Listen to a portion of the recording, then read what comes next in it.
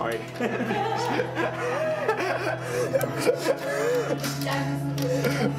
don't even know. Hang on. 3, 2, 1, tumble.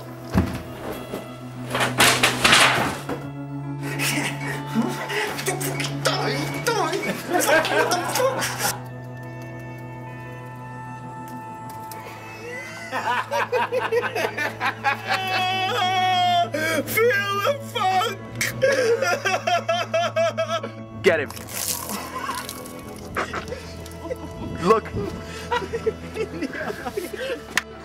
for it, guys! And go!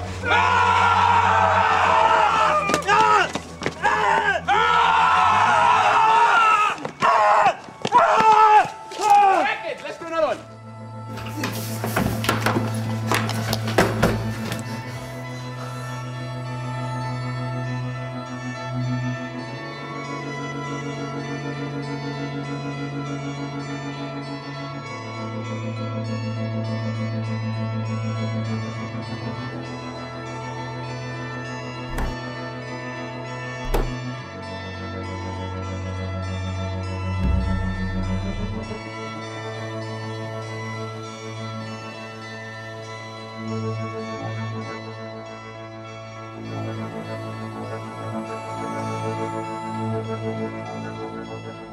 I love the idea of feeling something for a character that we should actually not feel a great deal for. And there's something about that. That's definitely where I think the idea for Colin started. Well, I'd known Mark for a while through Matthew Bolgo, and we met shooting some footage for Bash by Neil LeBeau in a gents' lavatory where I was being beaten up and I was covered in fake blood. I first met Mark in school. We've known each other for about 20 years, I guess. And even then he was a bit kind of film obsessed. Mark moved down to Tooting where I was living, and he was like, we should go out for a beer. We both kind of bonded while doing rubbish jobs and bonded over our love of Futurama and basically inappropriate jokes that we'd giggle into each other's ears and laugh around like children. After that, kind of got to know him more, to my shame, and ended up living with him. I was coming home from a disco, and I remember talking really loudly to this Welsh bloke about Jaws, Star Wars, and the taking of Pelham 1, 2, 3. He said, "Do you want to come back to mine?" And then he showed me some of his shorts, and I was really impressed. And then we did some other stuff together. Not that night, just separate things. Yeah, and then a while after that, he let me know what was going on with Colin, and you know, he wanted to get me involved, so I was glad to do it. Well, I met Mark in university. I can remember meeting him first day of uni. I believe he came up to me and introduced himself. I went to university with Mark, and we got kind of chatting one day in the canteen about Dawn of the Dead and our shared appreciation for the Romero films. And I guess friendship was struck up, and we're still friends to this day. I think we were both working in a supermarket chain, and it was the graveyard shift, so we'd come in at 10 o'clock at night and kind of not do any work until 6 o'clock in the morning. We'd just stand up in the storeroom and just chat about films and various other things. And I just hear this really loud voice going, ha ha ha ha, making jokes. But you'd make a Simpsons joke, and I caught on to it. And I thought, oh, maybe this guy isn't such an asshole after all. I might talk to this guy at the end of the night and see what he's all about. And it just went from there. I think we were chatting one day when we were hungover, as usual, after a night of drinking and watching films, and he said he had this idea of a zombie film from a different perspective of the zombie, and I thought, how could that work? There's no dialogue for, 90 minutes, 2 hours. But he said, no, it's going to work. And I think that was that night that he started talking to me about Colin and sort of his ideas, and then he was like, how do you fancy being an extra in it? You know, do you want to dress up as a zombie? And I was like, that sounds like a good idea. And that was kind of the start of it all really, and then from there I got more and more involved. And they basically said to me, we're making a zombie film, would you like to be part of it? I was like, yeah, that'd be great, I was in, must have been about 6, 7 scenes, something like that. I played 5 different zombies. I was like broken and crippled by the end. So I looked like a good zombie. I kind of didn't really want to do a movie that had a similar structure to other zombie movies. I really wanted to find something new, and I didn't think I'd be able to. And then the idea for Colin just sort of came about. after watching Dawn of the Dead with some friends, and the next morning I sort of woke up and a zombie movie from the zombie's point of view, man, that must have been done before. And then the idea for Colin really came about and became quite solid, and that was what we used to start going, and we really started thinking about how we could make this movie from the point of view of the zombie. The way he kind of pitched it to me was Colin was going to be the thing that linked all of these sort of short stories together, but there was going to be a through line. So what Mark did was he used loads of spatulas and sugar sachets in the cafe to map out this whole kind of zombie apocalypse with Colin's sort of through line. And I think we got to about the sweet and low just about here, and I realised that he kind of wanted me to play Colin, because he stopped saying things like, oh, and then Colin gets bundled into a bag and gets beaten up, and he started saying things, and then you get hit in the face with a hammer, and then you get dragged in there. And I was just like, all right then, okay, brilliant, he wants me to play a zombie. That's kind of cool. I went to meet Mark in Starbucks in Leicester Square, where you've met everyone. I thought I was the only one. But no, I kind of got, not roped in, but stuck into doing the rest of the film. My first scene is as the first zombie in the film, Damien.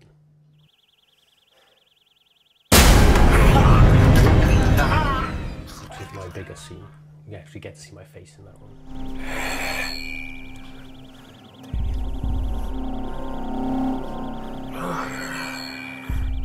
But then after that, you're not allowed to see my face, because I play various other parts of zombies, various humans, body parts. But whenever there was someone who needed to be in shot, just running past camera, or they needed a leg or an arm, I was there just to provide it. I guess my first memory is that just having that kind of grand master plan of getting up really early and trying to film the scene, having this grand plan of filming it early on a Sunday, doing it before anyone got out of bed, not causing any kind of palaver. And obviously by the time we'd got the costume on, the fake blood, my latex ear, which got ripped off by Alistair, who plays Colin. By the time we got all that on, it was kind of like 8 o'clock, 9 o'clock, so shooting was starting to come to life. So yeah, so that was just down the road there. We ended up shooting with Matthew. But as you can see, it's pretty loud and quite crazy, which is why we decided to get up really early in the morning to try and get rid of some of the traffic. But we're a bit later than we were expecting. Having to kind of film the scene based around people walking past and kind of finding little pockets of time where we could do that. And then just spending ages trying to get through the scene without completely cracking up. For some reason, having to eat Matt Boff made me laugh more than anything. It's very funny. We were up very early on the Sunday, about 5, 6 in the morning, and to get a shot of a desolate street with rubbish and stuff like that to give it a bit of atmosphere. Normally in the middle of the day would have been cars everywhere.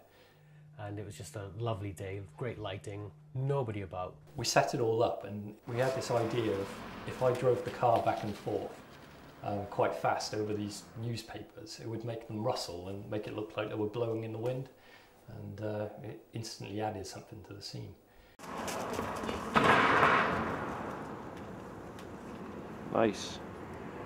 Maybe 1 or 2 hours to set that up, and it just got completely ruined by a rubbish van that just came by and sucked up all of our rubbish and our newspapers. And sucked them all up. So we called it a day then. Well, I think I kind of got dumped with quite a stinky graphic scene. I remember turning up at Mark's house and opening the fridge, and there was like a metal bowl, and I was sort of just kind of like, oh, what's in there? And I lifted the lid off, and there was this pungent smell of offal. Mark stuck me in an alley full of cat shit and piss with a big bowl of cow's guts on my stomach. And it'd obviously been sitting there for a few days in the fridge. And so we took it out, and Les was sitting on the floor. I had him about a foot away from my face. And Alistair, God bless his soul, he was... Oh no, he's not passed away, is he? So, you know what I mean? Alistair, God bless him, he was the other side of this big bowl of guts. And Mark's like, right, just lean in and get your hands in and just tear it apart. Really high, bring it right up high.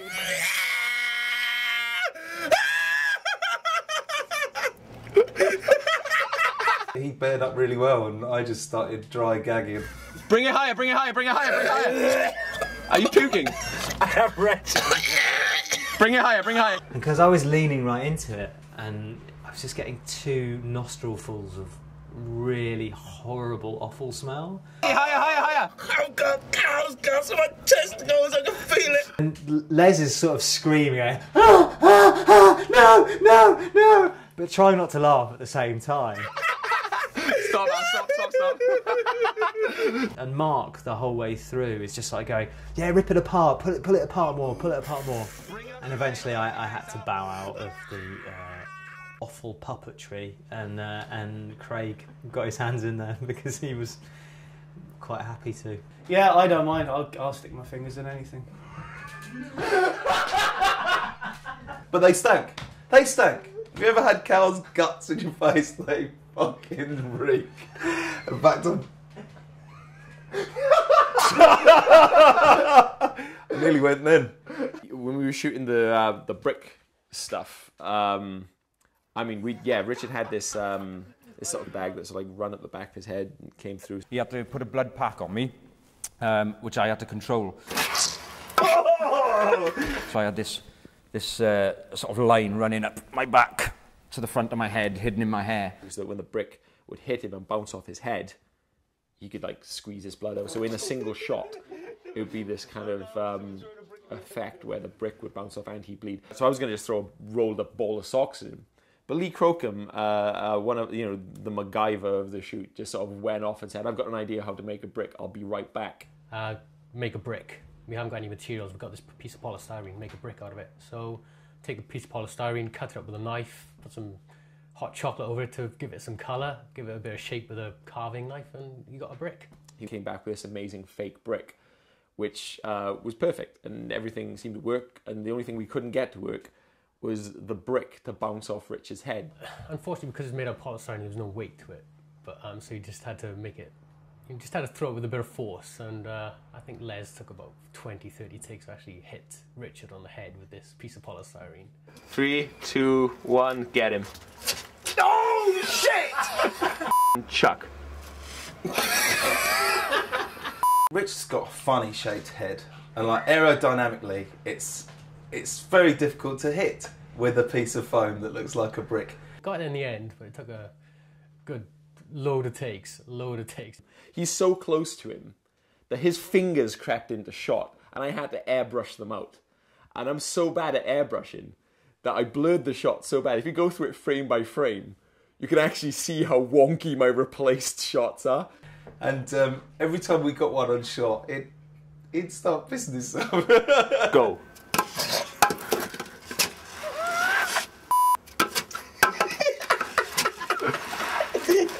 Go. Oh. I guess the siege scene was just, it was chaos. I mean, it was like the apocalypse at the time. And with that particular scene, we threw ourselves into the deep end, I think.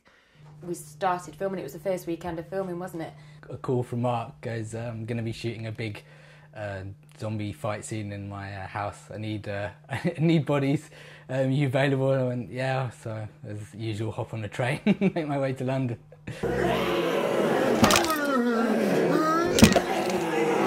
We were asked to come dressed as just normal zombies or something that we would like to bring to the film. Yeah, I was a scientist zombie.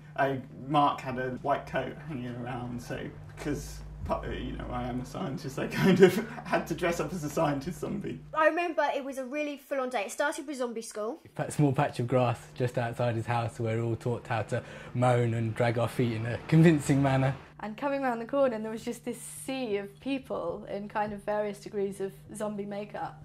Some people were actors, some people weren't actors, they were like us. I have a kind of natural, dead look about me, people can believe that I'm almost there.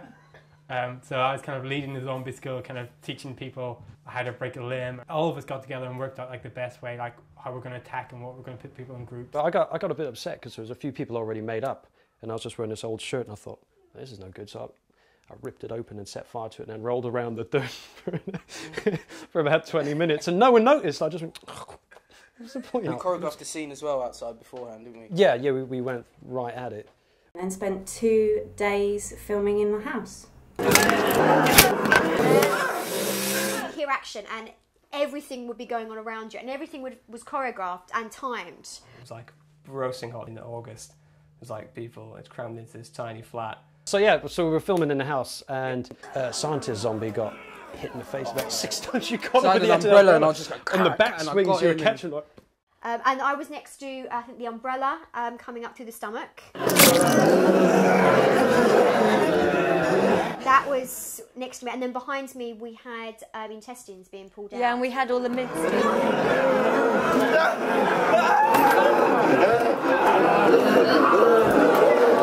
The intestines broke and the mincemeat went everywhere and it got rubbed into the carpet. Some person's great idea was to actually use real poultry and meat products. Mark spread meat all over the floor.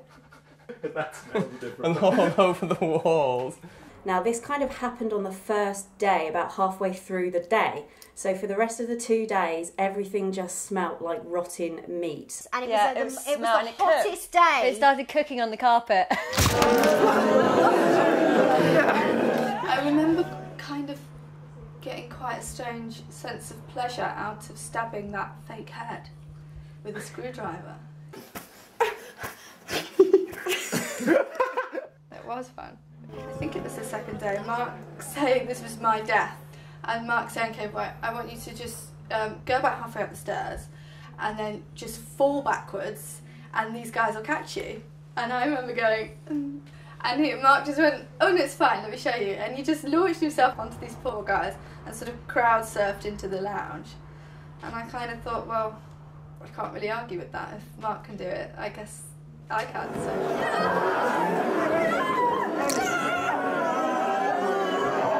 Sound effects of like Arnie, like people going. Surreal. You were a bit shy at first, but by the end of the day, all these people were screaming and shouting and moaning like zombies, and it was amazing what we were doing. But I mean, it was just chaos. I mean, it was like being on the Northern Line or something on a Monday morning. It was just like crammed in, sweat pouring down my face, hungover, trying to be a zombie. And you know, an orgy in a butcher's. So I've never been to an orgy in a butcher's. Watch out for meat hooks. The actors that knew what they were doing, they weren't condescending. They were actually really, really lovely to people like us that just turned up to be an extra in a film. So, you know, it was really, really nice. It was like a big family, really, just having a laugh and smelling of rotting meat.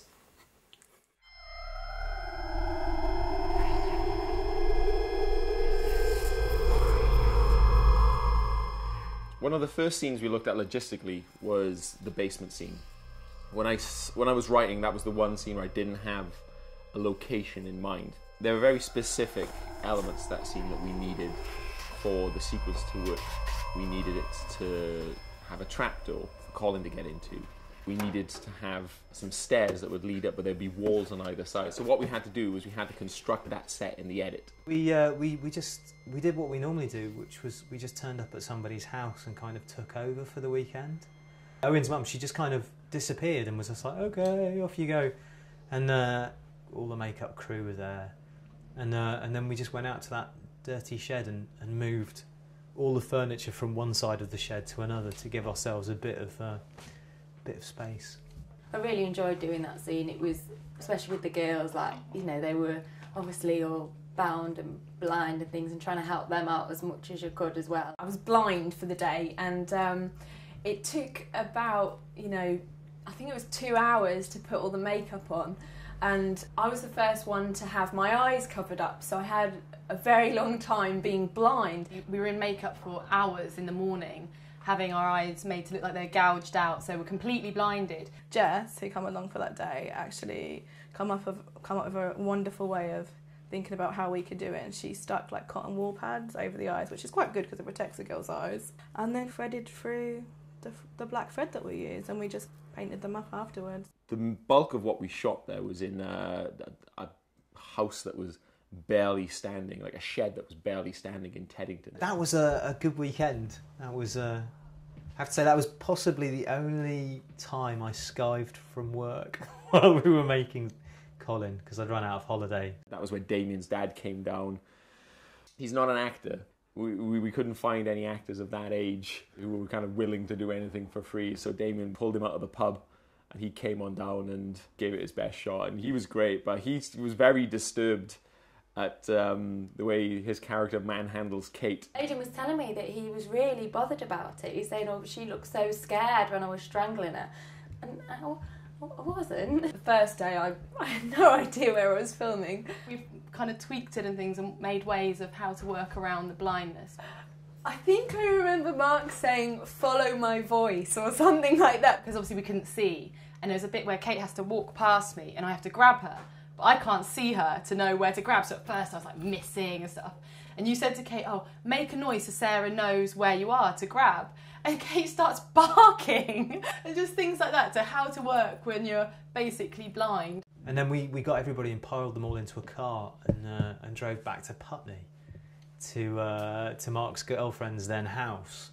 The house my girlfriend was living in at the time had some stairs that suited perfectly. Because she had the spooky stairway into her cellar. So that's actually two different locations. We didn't take the makeup off, so there were just three girls with their eyes sewn shut, sitting in the back of cars, covered in fake blood. Every time we stopped at traffic light, all completely in our makeup still, I'd be like out the window like, and poor people at the bus stop were like, look at each other like, have you just seen what I've just seen? Like there's a girl with like no eyes and like blood pouring down her face, and these poor innocent people were like, what's going on? Being in the two separate places and working with Damien's dad and everything, bless him. You know, I did really enjoy that. It was a good 2 solid days when I walked away and felt, you know, we'd really achieved something. And it worked well. All the flinging myself about seemed, you know, like it was coming together. There are things about that scene that sort of disappoint me slightly. I think the camera that we shot it on, I mean, you really see the strengths and the weaknesses in the cameras when you start dealing with ultra low light. I think the scene does what we need it to do, but technically it's one of those scenes that I'm kind of kicking myself over that didn't visually quite work out as I'd hoped. I managed to get it to look good on the computer upstairs where I was editing, but that's the only place it's ever really looked satisfying to me, on the TV that I was editing with, and that TV's broke now, so now it doesn't look satisfying anywhere. Hey, there's one there, lad. Wait, let me... We were filming with these kids that Mark was working with. I think he was teaching filmmaking too at the school. Mark was great because they had this real respect for him. And they were just awesome. And they all had such a cool attitude towards it. And when we went for the fight scene, we properly went for the fight scene where I suddenly was actually pulling these guys off and like getting thrown back, and it was really exciting and good because it was freezing cold, so it kept us warm. Devon, the big lad, yeah. He was quite physical, if I remember rightly, because he dumped me on the floor and had his knee on me, and it was a bit of a wrestle, and I kept trying to bite him, which I think was quite funny. But yeah, but they were brilliant. You know, they just came down and they were so much fun, and you know, they loved it. Had a great day. I did come away from it surprised what you can get away with in Roley Way. I think we were waving swords around and you know, pinning people down on the floor and charging off and stuff. There was a bit of curtain twitching going on, but I don't remember being challenged or, you know. Normally with shooting, it was always about knowing what areas were clear and at what time of day, because we lived there. So we knew when we could go and get a quiet shot. With Roley Way, that was an area that Marlon Haley, who played the helpful guy with the samurai sword, what Marlon did was he said, there's this amazing place just down the road called Roley Way, we should go check it out. I think it'd be good for the zombie film. It's always very quiet at this time of the day. It was just an amazing opportunity to get so much depth without any movement in distance, and it's so strange to go to a place that's so still and quiet.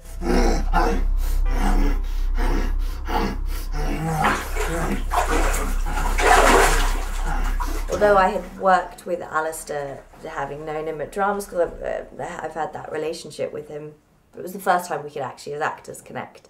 Colin is an animal there, and it was nice to know that I could sort of just be that kind of animalistic and just react to her being there and and just try and get her.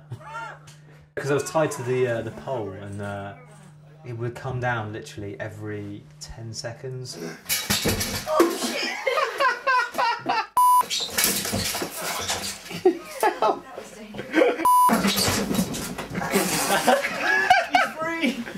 I wasn't great with that because I'd be sort of doing that. Oh, I'm terribly sorry. Sorry, that's come down. Should we just pop that up? Jesus. Fuck. I'm free!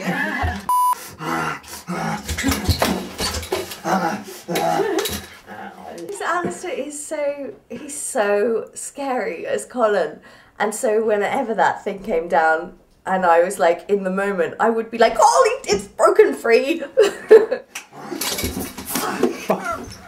Because she has got innately like this strength to be like facing up to her brother who's turned into this killer. But yeah, no chance if he's not tied up. I didn't really see it as a horror film, I just saw it as this girl who had lost her brother, and that was just testament to the way Mark let us completely go for it and play, and I've never felt more relaxed when someone said action. With Mark and Alistair's relationship was like Alistair wasn't alone in playing Colin, because Mark knew him through and through as well, and they would both attack a scene with the same kind of, they would come through the same values, which was Colin's values. I've never seen an actor and director gel so well. It was pretty impressive.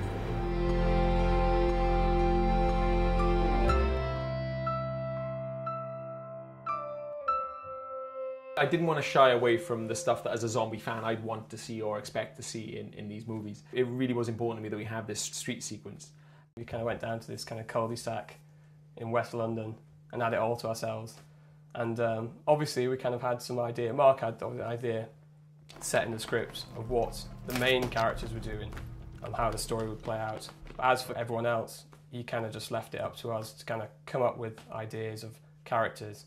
Which was fun because I played a human. I think I was lieutenant. I got a rank I didn't even know about, which I'd thank Mark for. I'm going to put that. I'll put it in my CV. What, did you have glasses on? You had some yeah, sort of I'd got workman glasses on. I had this jacket. I don't know where the hell I got it from, but it covered everything up but your nose. I got gloves. I duct taped them on. There's a bunch of weapons in the living room, and it's like paint stripping boiler suit. I think Mark nudged to me and goes, "Do you fancy that?" And I was like, "Yeah, all right. Why not?" Put it on, and everyone just stopped. The makeup people stopped doing their work and just turned around, pointed, and started howling with laughter at me. And I thought, this is brilliant. This is great. I'm going to get noticed with this. So Boiler Suit was born. Boiler Suit Guy was born from that moment. And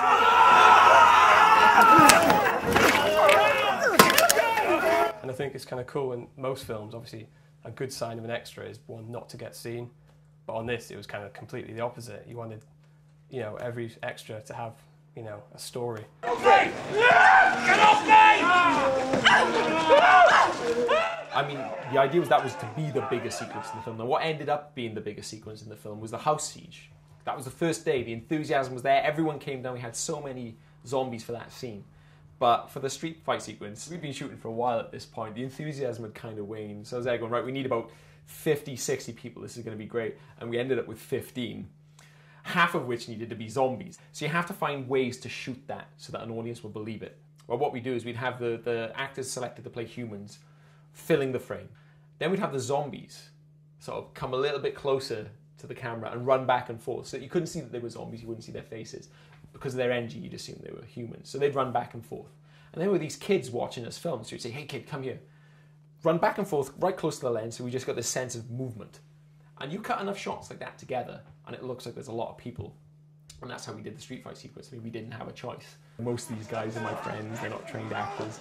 So the camera needed to play its part. So we needed the camera to be quite visceral and energetic. If that camera would have been smoothly gliding through this shot, you would have seen some shit acting going, "Ah, oh, it's a zombie." But that shakiness kind of kept the energy alive and allowed it to feel quite angry and aggressive.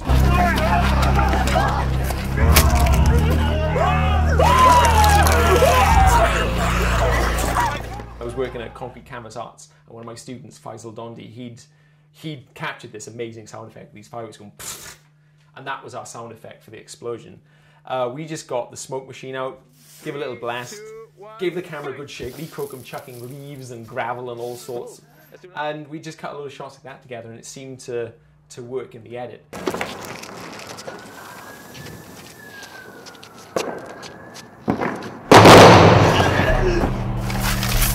I remember I do this scene with Annabelle, and she's a zombie, and I've got this big stick. There was no safe way of jamming a pole in someone's eye. We could have used reverse. You know, we could have had it in her eye and then gone 3, 2, 1, and then taken it out and then played it in reverse and maybe sped it up a little bit. That would work. But what we did instead was, and this is a good way to get around not being able to get the impact shots that you kind of want. As Sarah brings the thing down, there's just that sound effect. About 5 frames of Annabelle with the pole in her eye, and then we cut to another angle of the eye gushing blood. And it's amazing. You just go through it frame by frame.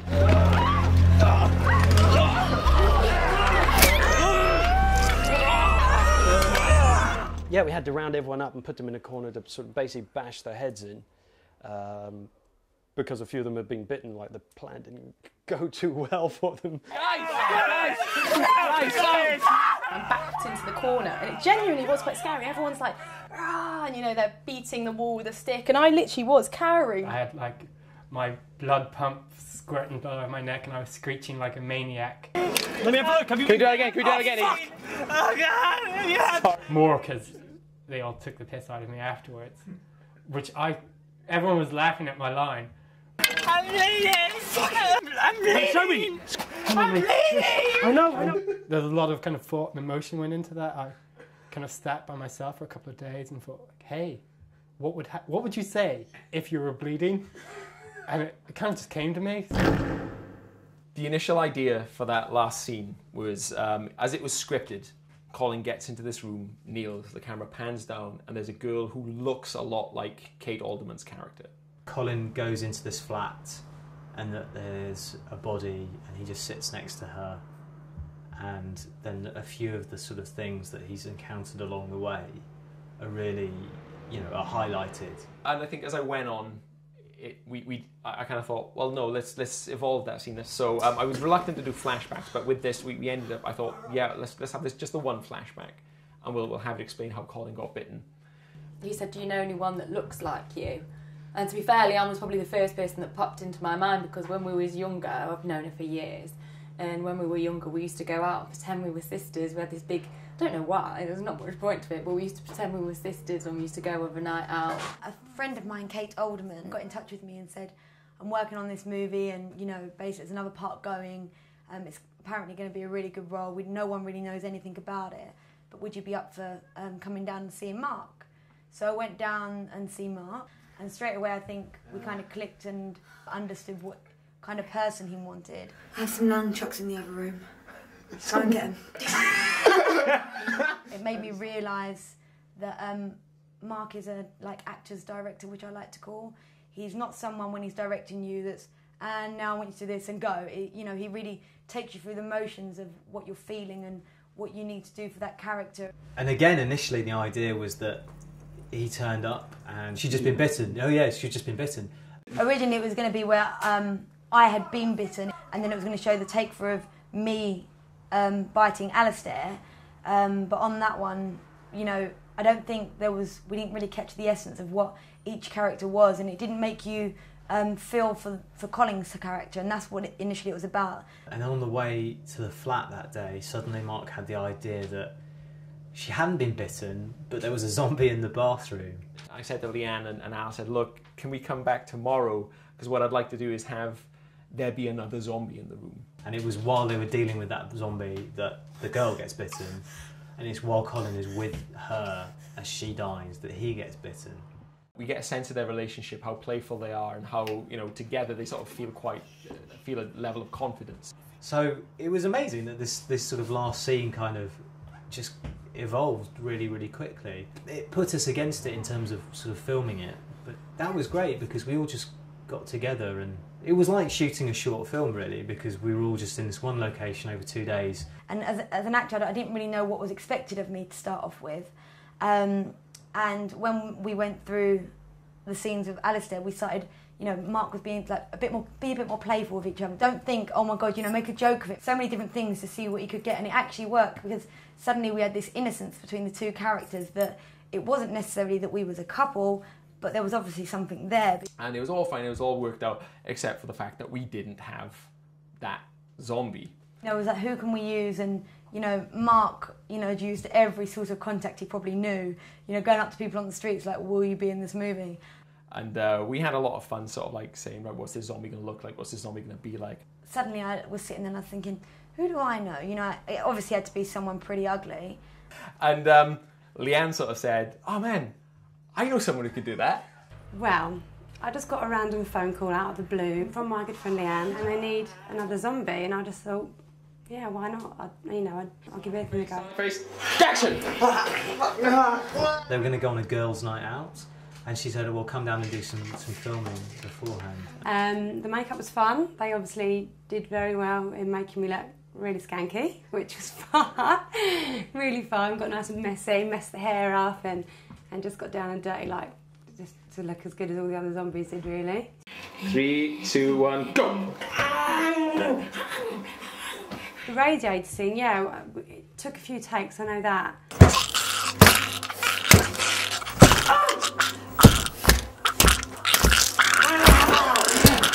There was a lot of cushioning and a lot of sort of careful cooperation, really. To be honest, considering how physically violent the film or the scene was, we all came off all right. So we had that bit of fun, and then we got into this the fact that, I mean, hopefully it was to distract people from the fact that they assume they're going to see Colin getting bitten. Instead, we see Leanne bitten, and we're so involved with that character slowly dying that we kind of hopefully forget why we're there. It's interesting to hear people assume that Leanne's character is Colin's girlfriend. We never really state that in the film. And it's nice that their chemistry is so tight, people assume that they're a couple, and that's just through amazing performances they did. Sometimes Mark would ask me to push it a certain way, and then sometimes I'd be saying, you know, can I do this? And there was always something in between, I think, that we both really liked. But knowing that you could have this freedom meant that everything else you did with so much more energy and enthusiasm and just experimentation, I think, as well. I mean, a lot of us didn't even know each other before the movie, and you know, you walk away with friends, and it's lovely. I just loved being part of it and just seeing the end product of how well it's gone, where it's going. Just real pleasure to be involved. I do know that on 45 million quid films, you get your cup of tea in a polystyrene cup, whereas for the 45 quid one, you got a proper ceramic cup, and it was made by someone who you knew, which was nice. But yeah, I mean, and it was amazing. It was like the trip of a lifetime. I get to be in that kind of circus almost. It was just like something, you know, never experience again. Or maybe I will in the next film, if he gives me a little part, maybe. This movie was a wicked idea, and it was something that I thought could really work, and something I definitely wanted to be involved in. And he kind of roped me in. I've enjoyed working on Colin more than X-Men. Don't put that in there though. Oh man, I'm so good at that. As an actor, I'm not interested in making a film for 45 quid. I'm not interested in making a film for 45 million quid. I'm interested in working with, you know, intuitive storytellers. And I think as someone in the audience as well, that's what I'd want. You know, tell me a story with some vigour and make me care at least once before I leave the theatre, and I'll feel good about it, and I'll come back and see what else is on offer next time round. I'll get through all that fighting off with the pots and the pans and the running down the street to get pushed down the stairs. I even nearly escaped that as well. It's a shame, really. A couple of people have asked me about working on Colin, and I did have to describe it as, in my humble opinion, not as good as Crocodile Dundee 1, but better than Crocodile Dundee 2. So I think that's a successful film. I think that's a recipe for success.